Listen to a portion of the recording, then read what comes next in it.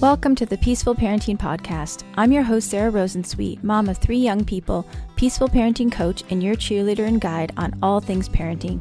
Each week, we'll cover the tools, strategies, and support you need to end the yelling and power struggles and encourage your kids to listen and cooperate so that you can enjoy your family time. I'm happy to say we have a great relationship with our 3 kids. The teen years have been easy and joyful, not because we're special unicorns, but because my kids were raised with peaceful parenting. I've also helped so many parents just like you stop struggling and enjoy their kids again. I'm excited to be here with you today and bring you the insight and information you need to make your parenting journey a little more peaceful. Let's dive into this week's conversation. Hey y'all, welcome back to another episode of the Peaceful Parenting Podcast. Today's guest is Jonathon Reed, and he is the youth program manager with a nonprofit organization called Next Gen Men. He's going to tell you more about exactly what he does. I wanted to have someone on to talk to us about raising boys and raising kids in a culture that has a really limited idea of masculinity and who men and boys are and what they can be. And the reason why I wanted to do this was because something that comes up a lot in coaching and in my membership and in my community is I get parents who say, how can I help my boy talk more about his feelings? Or I see parents who are struggling because their boy gets stuck in anger and can't cry. And of course, girls sometimes do have trouble talking about their feelings. And of course, girls do sometimes get stuck in anger and can't cry. However, I think because of our culture and the ideas about masculinity and femininity and what's okay and what's not okay, it's much more common for boys to have trouble with this. And I often will say, if they have a father, I'll often say either to the father or if he's on the call or to the mom if she's the only one on the call, I'll say, does your child see, and this is important for girls to see as well, but does your child see their dad talking about their feelings? Does your child see their dad crying? And often the answer is no. And I think most men in my generation or the, Gen Z, I guess, millennials, they were also raised with the idea that boys shouldn't cry. Or maybe they were told that boys could cry, but then they didn't see boys crying. And so there's this really still today, believe it or not, I know, there's still today a really limited idea of what boys can be emotionally and how boys can be vulnerable.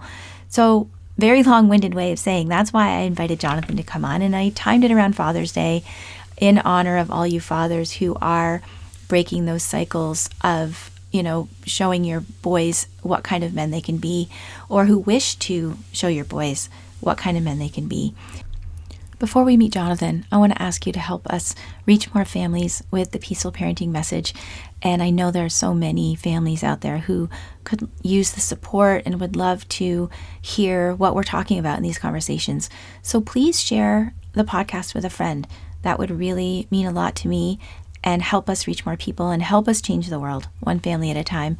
And as well, I would love it if this podcast means something to you and you look forward to it every week. I know I have a couple podcasts that I think, ooh, good, it's Monday morning, I can listen to This American Life or whatever it is. If you're like that with this podcast, please leave us a review on Apple Podcasts and rate and review us, and also on Spotify, and share it with a friend. It would really mean a lot to us and would help us in our goal of spreading the peaceful parenting message. Okay, let's meet Jonathon. Hey, Jonathon, welcome to the podcast. Hi, thanks for having me. Can you just introduce yourself and tell us who you are and what you do? Sure. So my name is Jonathon. My pronouns are he and him, and I'm youth program manager with an organization called Next Gen Men, which I describe in a lot of different ways, but broadly speaking, I am focused on supporting boys' well-being and challenging gender-based violence. And yeah, I also create as a side project, it's sort of out of date at this point, but I create a podcast called Breaking the Boy Code, which is focused on the inner lives of boys. And a fun fact about me is I have a Siberian Husky. Ooh, my kids would be jealous. They love Huskies so much. Okay, so how did you come to do this work? Well, the short answer is that I'm passionate about it. And the slightly longer answer is that when I was a young person, I Well, I'll just say, like, I did not fit in to the typical expectation of what it meant to be a boy. And so I had long hair. I was relatively small, and I had sort of interests that would be considered feminine. And so from a young age, I faced a lot of gender-based violence myself, in the form mostly of homophobic bullying, with people telling me, cut your hair because you're a girl, or, I learned the F word because someone told me. I didn't even know what that meant. And that's how I found out what that Oh, meant. So I faced that at a young age, and I weathered that, right? I navigated that, and I somehow found it within myself to say these bullies are wrong, right? And there's actually something unfair and unjust about what boys get told we can and can't be. And so that was like a passion that I carried with me from sort of childhood and early adolescence. And then when I started sort of studying to become a teacher, that's when I really felt I'm both passionate about this and I'm really good at it. So I worked a bit as a teacher, but I kind of quickly discovered this organization, Next Gen Men, became their number one biggest fan, and 5 years later, here I am. that's how I found you when I was doing research for somebody to come on the podcast to talk about this. I found Next Gen Men, and I'm going to ask you about the man box, which is what I found on that website, and then they recommended you. So that's great. I'm so glad that you're here. It's such an important topic. I think, boys get locked into, the man box that we're going to talk about, and it not only hurts boys and men, but it's bad for everybody, I think. Yeah, it has huge impacts. And like the catchphrase of Next Gen Men is a future in which boys and men experience less pain and cause less harm. And I think that gets at the fact that it's something that's both, internal, that impacts our identities and our own well being, as well as our relationships and the potential for harm against others. Do you know the book Boys and Sex by Peggy Orenstein? Yeah, it's on my shelf. Yeah, yeah. I thought that was the saddest, one of the saddest books I've ever read. How she talks about, one thing that really stood out to me is how she interviewed all these boys who said that they had no one to talk to except for their mothers or their girlfriends. And that they, just the lack of emotional intimacy that boys grow up feeling that they can't have with each other was just so sad to me. And that's one of the things that I would love to see change. Yeah, definitely. Okay, so tell us about the man box. What's the man box? Well, the concept of the man box originated with a guy named Paul Kivel, who, if I'm not mistaken, was working through an organization or a project called the Oakland's Men's Project or something like that. And he originally called it the Act Like a Man box, and then it was sort of reformulated a little bit by Tony Porter and an organization called the Call to Men. So it's had a bit of a history. It goes back to the 1970s as a visualization of the stereotypes and expectations for what it means to be a man in our culture. And so it's something that we do, over and over again with young students as a way to explore what are we talking about when we're talking about what people might call toxic masculinity. I try to stay away from the phrase toxic masculinity because it has, some loaded Mm-hmm. meanings and that kind of thing. But so what we do is we talk about the man box, and what it is again, a sort of a visualization or a framework that allows us to fill in the box what's typically, normatively expected to be a man. So if you picture role models or representations like Dwayne "The Rock" Johnson, or Hugh Jackman playing Wolverine, or Zac Efron playing, some hot catch in a rom-com movie, the expectation is you can be strong enough to fight any guy if you have to, and be attractive enough to get any girl that you want to. But by and large, to be tough, to be dominant, to be aggressive, to not back down, to be straight heterosexual, to be interested in sports, to wear blue and not pink. Like, it's all that, set of stereotypes and expectations for manhood that start just at, infancy. It's like one of the first questions anybody asks. Oh, you're having a kid. What, boy or girl, right? And it starts at infancy. It's definitely intertwined and embedded with marketing, and then is represented in movies, TV shows, carried by our parents and the people who came before us, and definitely enforced by our peers around us. And And the also like reason, not to cry and not talk totally, about your feelings and yeah, yeah. you know. No, thanks for pointing that out. It also, Mhm. yeah, it also plays into like emotional expression, mental health, and well-being. And well, and that's the other piece, because it's a man box. So we fill inside the box what's allowed and expected, and outside the box, when we're doing this brainstorm, like I do this brainstorm with grade 7 and 8 boys, then you put the things you're not allowed to do. So yeah, for sure, boys don't cry, you can't wear pink, you can't wear makeup or dresses. Anything basically feminine calls your status or your identity as a boy or a man into question. And yeah, and so the man box is just a way of thinking about masculinity and culture, and ideally equipping people with some recognition and some tools for how to challenge those stereotypes. It's often, that people like we don't actually believe this believe this stuff ourselves, but there's Yeah, it's still not powerful conscious thought. It's forces. yeah. Exactly. Like yeah, it's not conscious, but it's like it's what we're soaking in and swimming in, and the expectations. Yeah, like something that I just did a different podcast recording with a teenager, like a high schooler who's starting a podcast. And something I realized is, I've bought a lot of razors in my life, and I've never once bought a quote unquote women's razor. A pink one. And I'm sure they're pretty much the same, you know? So that's just one of what he pointed out to me as this high schooler was there's still things, as much as I'm embedded in this work, there's still things I don't question because of how powerful these forces are, and, and how they impact, or sorry, how they, intersect in our lives. So why does this exist? I mean, I know that's a big question, but why do you think that that the messages are so strong, and why it's so hard to be outside of the man box? Yeah, I think a couple of things. I mean, when I think of like on a cultural level, why does this kind of thing exist? I I guess I'm kind of biased, but like I actually do think it comes back down to like capitalism and marketing. Like as soon as you can like pigeonhole someone's identity, you can sell them something more effectively. And that's how we end up with action movies versus romance movies, and and like whatever, like militant, boy toys and girl dolls. Like I think that comes down to effective marketing, and people have kind of figured out, yeah, if we can make this a boy thing, we can sell more of it. And so that's one piece to it. I don't know if that's the most interesting thing to necessarily talk about because it intertwines with like huge cultural forces. But another thing that I think it comes into play, and just in terms of like on the playground, right, or in classrooms or in hallways and in young people's lives, is it's similar, but instead of getting marketed to, like as soon as you have like this pigeonholed like identity and you can enforce that with your peers, like it's just a little bit safer sometimes. You have a strong structure around you. You have a quick and easy thing in common with the other boys at your school.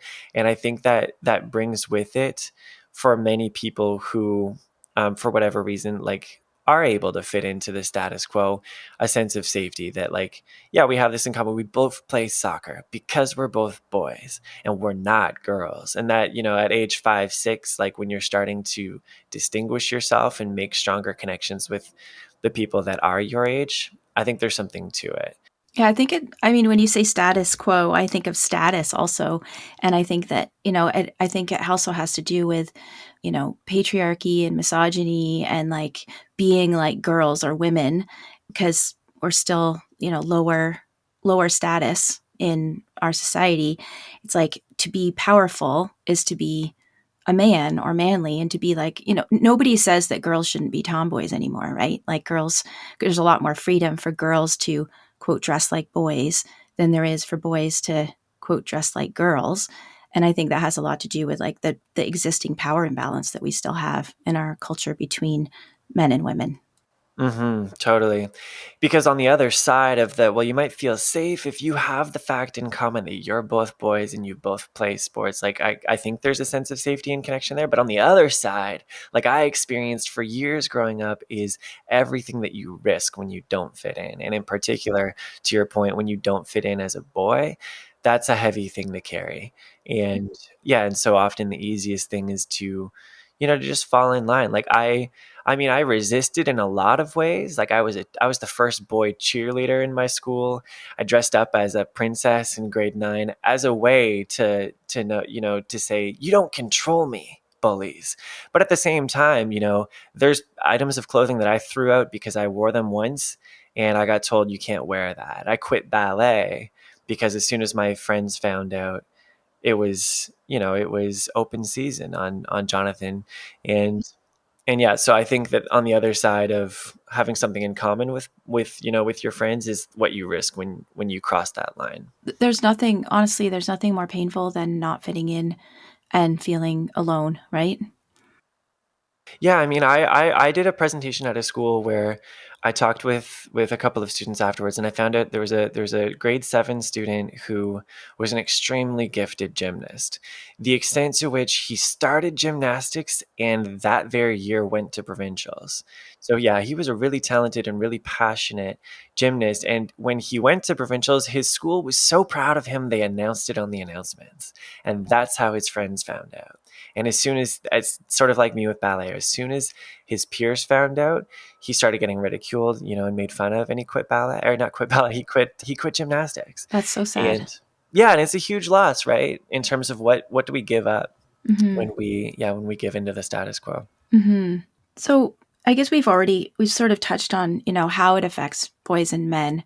We've been talking a lot about, how it affects boys, and what do you think that boys and men miss out on when they can't, when they don't feel safe, or they don't even question stepping out of that man box? Yeah, I think the biggest thing is to some extent authenticity and connection. When you give up some parts of yourself that that you genuinely care about, that you are either like this hobby or sort of sport that you're interested in, or this emotion and this feeling. Like, if you cut off the access to those parts of yourself, that's actually a huge cost, because it means there's some parts of yourself that aren't good enough, right? The subtext is there's some parts of yourself that aren't acceptable, that there's something wrong with those interests or those feelings. That's something that is a really tough thing to like witness.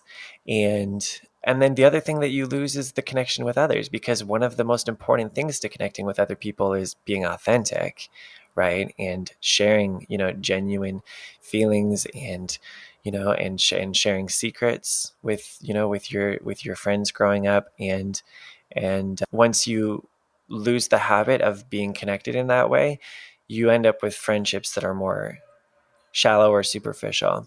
It's a really interesting body of research on boys' friendships as a really important protective factor for their mental well-being. And there's a researcher named NiobeWe who's done a bunch of sort of pioneering work doing longitudinal research with adolescent boys, finding that at age like 12, 13, they are extremely loving and extremely willing to express that love, even to a researcher saying, I couldn't live without my best friend. He means everything to me. And the same boys just a few years later would, when asked about those friendships, would end up saying, I'm not gay. And Hmm. yeah, we talk sometimes, but I'm kind of a loner. And there's definitely a loss there. I mean, I see that firsthand with some of the boys that I've worked with over the years.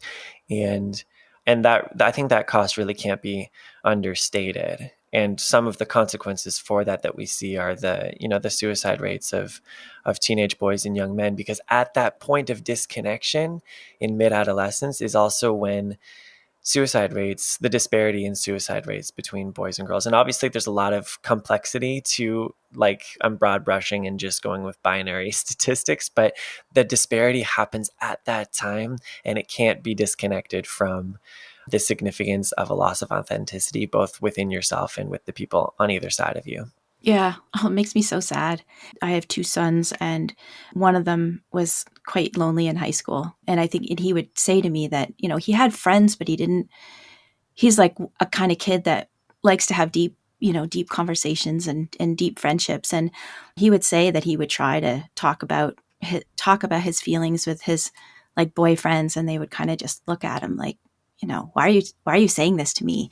Like, there was just like this reticence. And then my other son, though, played baseball through high school, and I could see the difference in that you're allowed to be close to your teammates. You know what I mean? Like there's this camaraderie in sports. When I say allowed, I mean like within the boy box or the man box, there's an accepted amount of camaraderie with your teammates that I think, I guess that was a big difference, and I saw in both of their high school years, is that friendship factor was there for one and not for the other. Yeah, sports offer a bunch of unique things. It's like, I guess it's worth acknowledging that there can be issues within sports. There's, we sometimes talk about locker room banter and the propensity for objectification or sexist phrases in the locker room or being role modeled by coaches. There's pressure to self-sacrifice, or there's a dominant narrative of competition and that kind of thing. But setting all those aside, sports do offer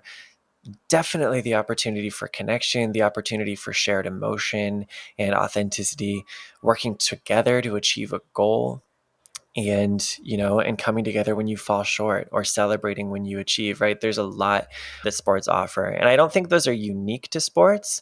Like, we see both those issues in other space, the issues like of competition or objectification. We see those in video games, we see those in other spaces shared by boys, and just the same, like, you see that potential for connection and authenticity in other spaces as well. So it's not unique to sports, but sports have definitely carried that tradition for a long time. And yeah, and I think that goes to the specialness of boys' connections with each other. And sorry, there's another thing that I was thinking of. Oh, just you made me think of a teenager that I know who recently came out as gay to his friends because he was just tired, of carrying that secret himself. And he actually had to come out 3 times because their group chat is so used to joking. Oh my goodness. Everything's a joke that they didn't believe him at first. They thought he was just messing around. And once it finally became clear, then it's just been homophobic slur after homophobic slur. And you think in 2023 we're done with that, but we're not, because of the way that microaggressions and just jokes are constantly present in boys' lives. And so what this teenager's ended up is feeling really lonely, right? And disconnected, and realizing my friends are not who I thought they were. Or at least my relationship with them isn't what I thought it was. And that's just like that's a huge cost. And so, like, as much as the jokes, or the the competition might be fun at times and bring people together at times, it has to be done within a culture of trust and respect, because that's the only way that you can actually be truly connected to the people around you. And connection is a core need, right? That's not like a nice to have. Oh, wouldn't it be nice if I, had authentic connections with my peers? That's a core need that all young people have. Yeah, for sure. And I think my point in bringing up the contrast between the, sports playing son and the non-sports playing son was that it's sad that the only way he could continue his connection with friends in that deep way through high school was to be on a sports team. Like, it should be available to all boys to have that sort of those deep friendship connections. So, how do you think that we've talked a lot about how boys lose out on because of the man box, and how men lose out. How do you think it affects everyone? Yeah, one of the things that comes to mind is there's research on the fact that boys are actually more exposed to violence by and large. And it goes without saying that, adverse childhood experiences have a significant impact on people's well-being as they grow up. But the fascinating thing within that research is that not only are boys more likely to be exposed to violence, they're actually also more likely to translate that exposure to violence into the perpetration of violence. And so there's something happening there, and I'm not sure exactly if it has to do with power, right? Or role models or representation, or what exactly it might be that drives that trend.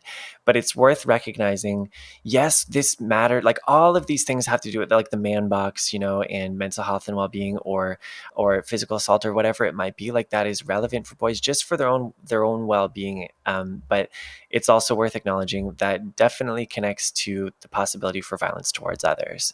And in particular, there's a researcher named Mark Green who talks about a concept called dominance-based masculinity, that's based on the idea that, the blueprint for status as a man is domination, and the easiest people to dominate are people who are vulnerable. And so the perhaps the most obvious connection there is violence towards girls and women, but there's also homophobic violence that might be towards people of other sexualities. It might just be a regulatory, phrase that's used against anybody who doesn't fit in, Mm-hmm. right? That's what happened to me. You're so gay just because you have long hair. Mm-hmm. So there's violence against girls and women, homophobia, transphobia, and then Mark Green's point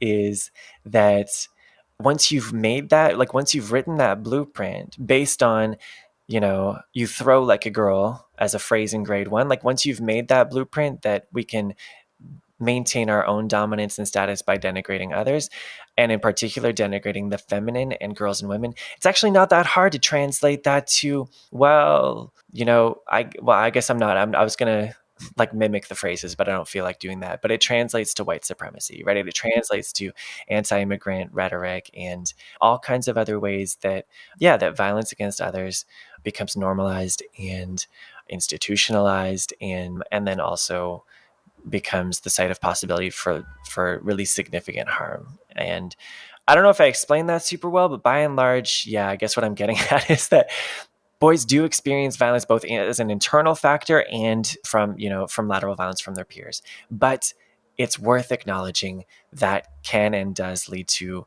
immense patterns of violence against others. Yeah, and you did explain it well, thank you. And I also think that the people that men who are in relationships with miss out too, because men feel like they can't be vulnerable, or they can't have feelings, they can't express themselves in soft ways. And so I think there's like a level of intimacy that I'll just speak for myself, as like women miss out on because of the man box too. Mm-hmm. I mean, with that teenager that I mentioned who's disconnected, it's sort of cliche to say, but I'm like, it's your friend's loss. You are such a cool guy. You're fun and interesting, and it's their loss.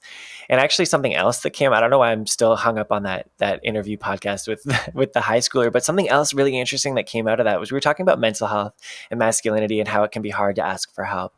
And I ended up stumbling back over a song from a band called the Flowbots, and one of the lyrics in this song called Roshni is, when I share with you, it's an honor, not a favor. And so we were talking about, it's really hard to ask. I mean, even for myself, like I said, I'm embedded in this work. I know mental health and well-being matters, and asking for help is a really important thing to do. And I can still find myself really reluctant to do so because of the pressure to be strong, to be independent, to not be a burden on others, or have them carry the things that you're struggling with. And something that came up with this conversation with Mr. High Schooler Podcaster Man was, you're actually offering, your friends something really valuable when you're vulnerable with them. Like if somebody asks me for help, I feel privileged, right? I feel good to both be in relationship where that is something they could ask of me, and also to just do something for another person. That's a sweet thing to do. Mm-hmm. And so the like reframing that I was practicing with this teenager was like, what if, asking for help wasn't, well, one of the things that I sometimes say to boys is, it's a courageous thing to do. Right. And it's so, and what I'm doing is reinforcing, you're not giving up your status as a boy or a man by asking for help, because you're exhibiting strength and courage to be vulnerable with somebody else. But I said to this high schooler, like, what if it wasn't an act of courage, but actually a gift to the person that you're asking? You're offering them an incredible opportunity that's like a life-giving thing. And that was an interesting thing to think about. So definitely, I mean, apart from like actual significant, whether it's verbal, emotional or physical violence towards others, disconnection is another thing that we lose. And that's what I'm currently thinking about, is what if like we can actually think about that offering of connection with others as a real offering. I love that so much, because it does, being able to, I mean, I'm privileged with that every day in the work that I do of helping parents. And I think you probably feel the same way of helping the boys. It's as much for us as it is for the other people. Yeah, I love that. What can parents do? Because obviously this is a parenting podcast. What can parents do who are raising, I don't know, specifically boys, I guess, or children in general. Maybe we'll take that into two parts, to help let's talk about sons first, help their sons not be stuck in the man box. Mm-hmm. Well, there's so many things that come to mind. And I guess I'll start with the fact that this probably goes without saying, but just acknowledging that relationship is the medium through which we do everything that we do. And we really have to fight back against, or at least, I don't know if I want to use the language fighting, but we have to challenge the stereotype or the myth that boys are disengaged, that boys are relationally disconnected, disinterested in emotional authenticity with the people around them, with their parents. There's even today, right? There's the belief that teenage boys don't care.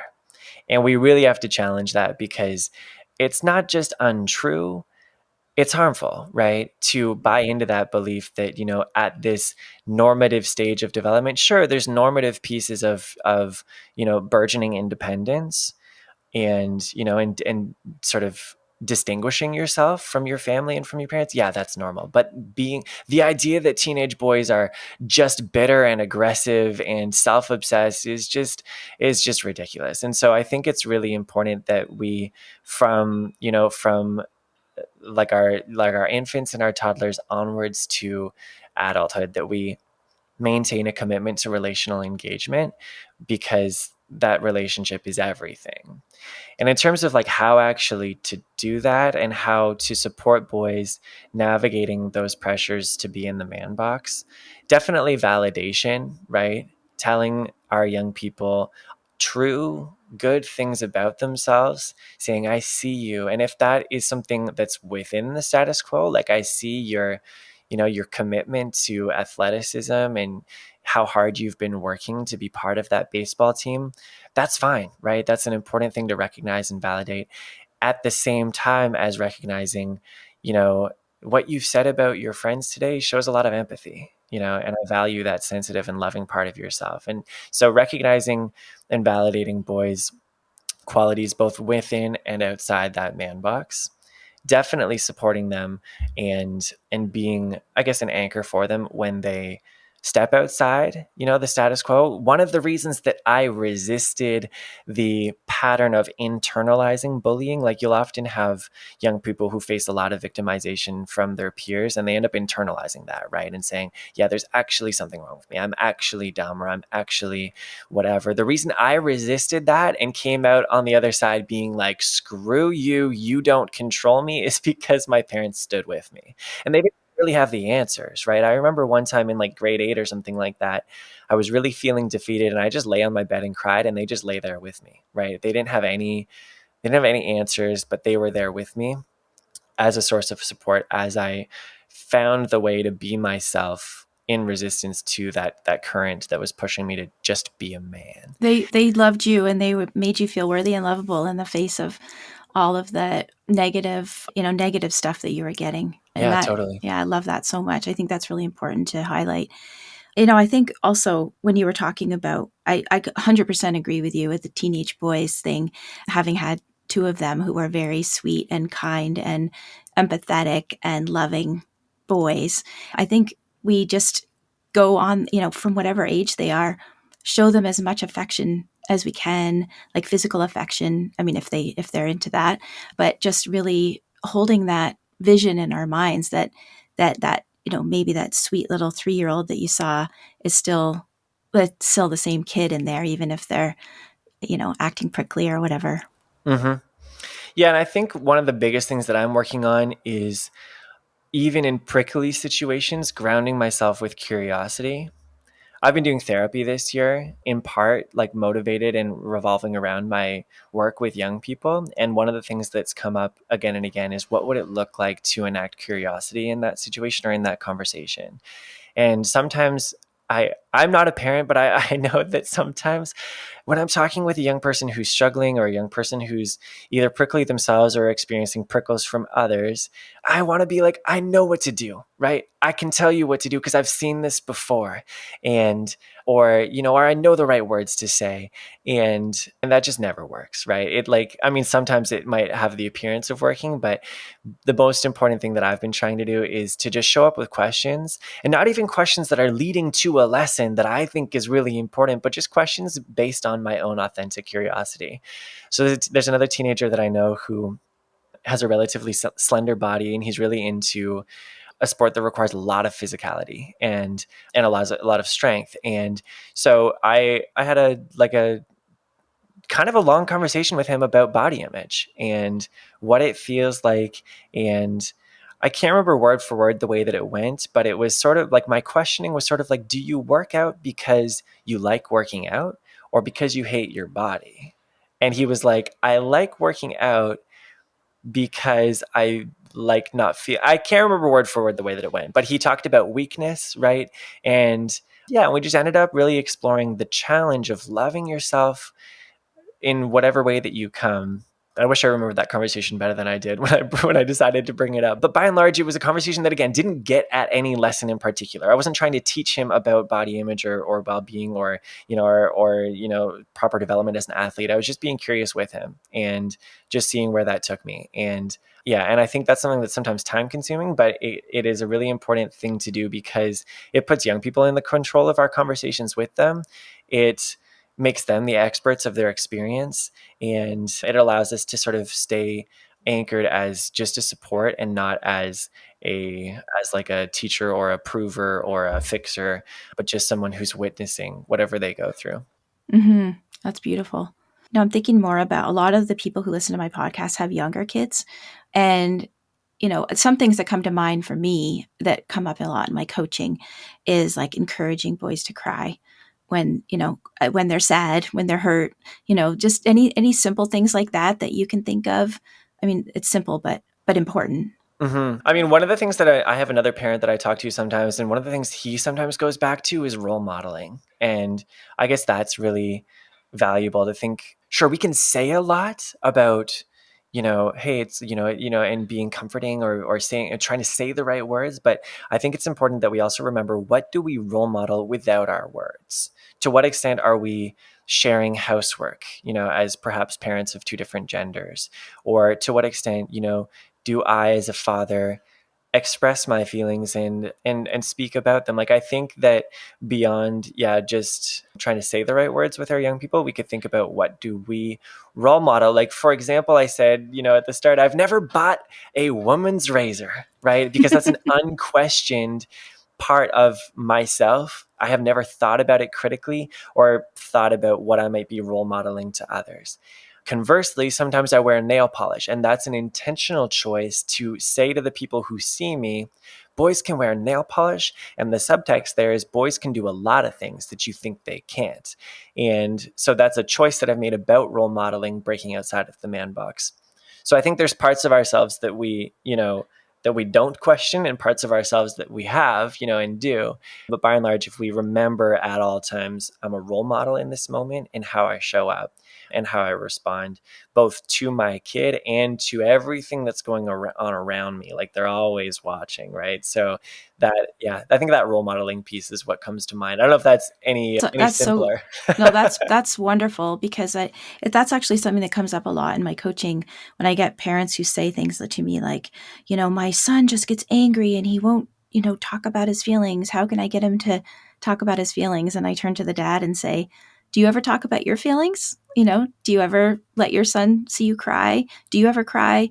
And often it's kind of a sheepish no. I said, maybe start there. Maybe like give him the big message that this is something that men do or boys do. So I think that's wonderful advice. Yeah, the other thing that comes to mind is just one of the things that we talk about at Next Gen Men is making the invisible visible. And so, as young people grow up, like young boys go through primary school, elementary school, and then into middle school, there's a lot of, I mean, they're going to witness the status quo firsthand. And again, it goes to that thing about, like, what do you question and what do you not? And I think that sometimes I have had worthwhile conversations with young boys where I just point out to them, that's not true, or that's not fair, or that's not what I would have done. And I don't know if that goes against the idea of being curious, because you are sort of taking a stand at that moment. But yeah, I mean, if a kid told, like, I know a kid who was getting bullied he witnessed another kid getting bullied for their shirt, and he ended up running another kid. So this kid was in the lunchroom, and someone dumped ketchup all over him, and he ran into the bathroom. And I can't remember if I was talking about it afterwards or I was texting with that 12-year-old at the time, but he ended up going and getting finding that kid crying in the bathroom, and then going and getting his sweatshirt for him, so he had something else to put on top.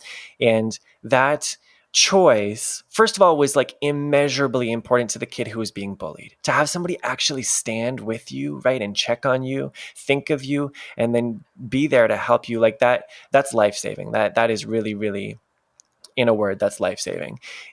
But for the boy who stood up and noticed and then said, this doesn't sit well with me, and then was courageous and empathetic enough to go after that boy and find what he needed, that having done that once, that lays the foundation for a habit of both, taking care of other people, right, and standing up for vulnerable people, but also seeing the issues in the status quo to say, that's not fair that you can get ketchup dumped on you just because someone doesn't like your shirt because it's not a boy's shirt.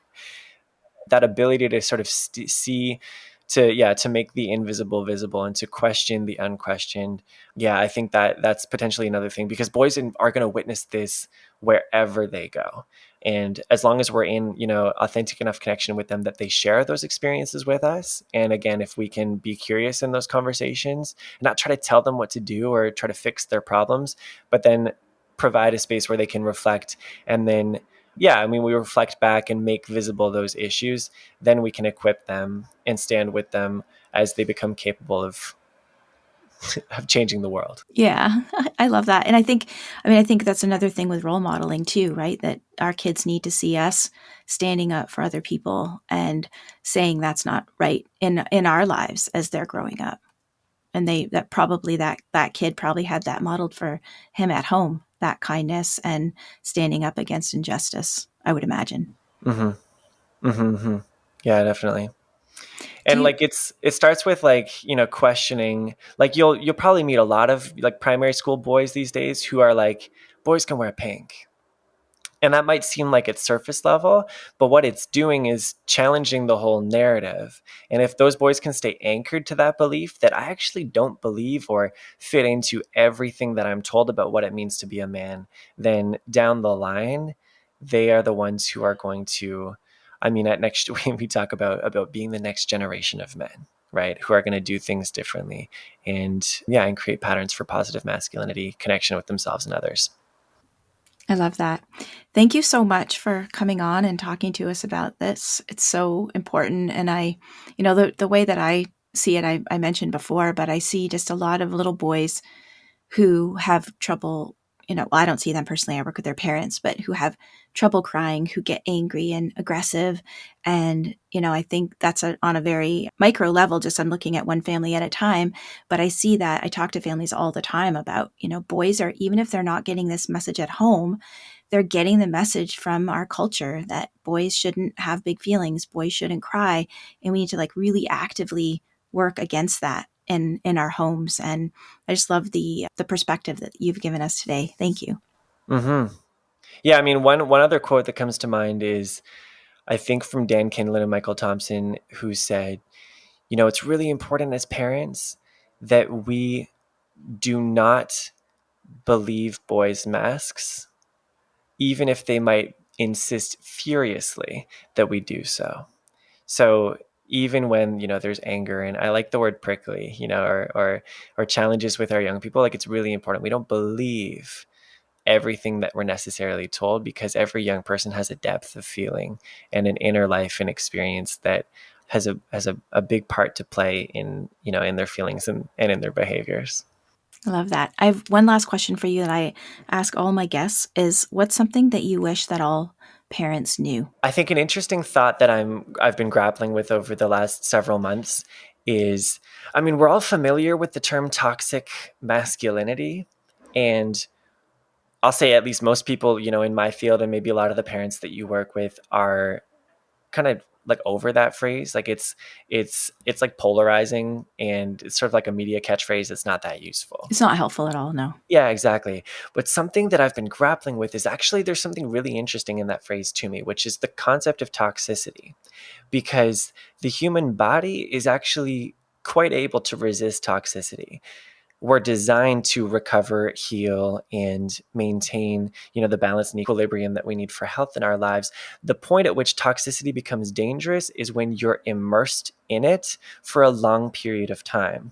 And so, as much as, yeah, I think toxic masculinity is at best a pointless catchphrase, if not worse, it actually says something interesting to me about what we can do to support boys' well-being and challenge gender-based violence, which is not fix everything or change every element of culture, but to offer boys spaces that are not toxic, where they are supported, where they are known and loved, even if that's just one, right? Just one relationship that offers an alternative sense of self and an alternative sense of connection, because that means even if that kid is experiencing toxicity at school or among, a group of friends that we think they are not the right friends, if we are maintaining a non-toxic connection and a safe and supportive space, I think that equips boys' bodies to resist in ways that we underestimate. So that's just like a random thought. I avoid the phrase as much as possible, but whenever it comes up, in language or in my mind, that's what I think of, is how do we, rather than, draining the river that might be toxic, how do we just like build little stepping stools, and or little bridges and or little pools and eddies of water where boys are safe and loved. Well, that's what your parents did for you, how you described it. Yeah. And it's super powerful. Yeah, Thank and look you. how I turned out. I did great. Yeah, no, I did great. it's wonderful. And I think that, that whenever our kids, I mean, just to bring it more broadly, I think that's important whenever our kids are having a hard time or feeling like they don't fit in or feeling like they're not able to be who they are, is to be that safe space for them, to where they feel like there's nothing wrong with them and they're loved in all of their, all of their quirks or all of their individualities. Totally. When we're dealing with dysregulated, young people or prickly teenagers, we should keep in mind the distinction between misbehavior and response. Often we can kind of get up in our minds about, oh, they did something wrong, it was a misbehavior. And the phrase misbehavior kind of inherently decontextualizes what happened.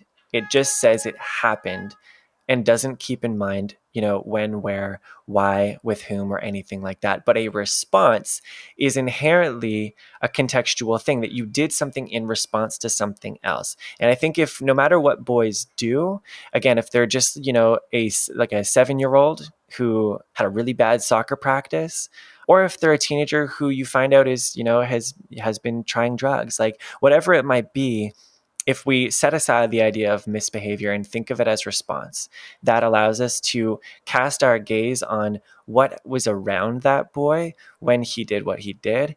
And ideally that, first of all, doesn't, blame, vilify, shame, or, or disconnect ourselves from those boys. And it also allows us to ideally get to the root of the problem. Yeah. Yeah, I love that. And that fits in really with what we teach in peaceful parenting. I'm going to give you this phrase because I think you'll like it. A man that was on my podcast named Dr. Stuart Shanker, who's really, really, his work is really wonderful. He talks a lot about the nervous system and behavior. And his line is, misbehavior is stressed behavior. Nice. Yeah, which speaks to what you're talking about. I think it's like a response to the stress that they're experiencing, right? Like not stress, just like I had a hard day, but like something's going on that is difficult for me and making me not be able to, respond in the way that other people might appreciate more. Mm-hmm. All right. Well, thank you so much for coming on and teaching us all about all of this. Yeah, it was my pleasure. I love having these conversations. So thanks for having me. And maybe you'll share a link to the podcast with the teenager that you're on, because it sounds interesting and we could link to it in the show notes. Yeah, the podcast is called Breaking the Boy Code. It's at breakingtheboycode.com. And all of the fantastic work being championed by Next Gen Men can be found at nextgenmen.ca. Perfect. We'll link to all of that in the show notes. Thanks for listening to this week's episode. I hope you found this conversation insightful and exactly what you needed in this moment. Be sure to subscribe to the show on your favorite podcast platform and leave us a rating and review on Apple Podcasts. Remember that I'm rooting for you. I see you out there showing up for your kids and doing the best you can. Sending hugs over the airwaves today. Hang in there. You've got this.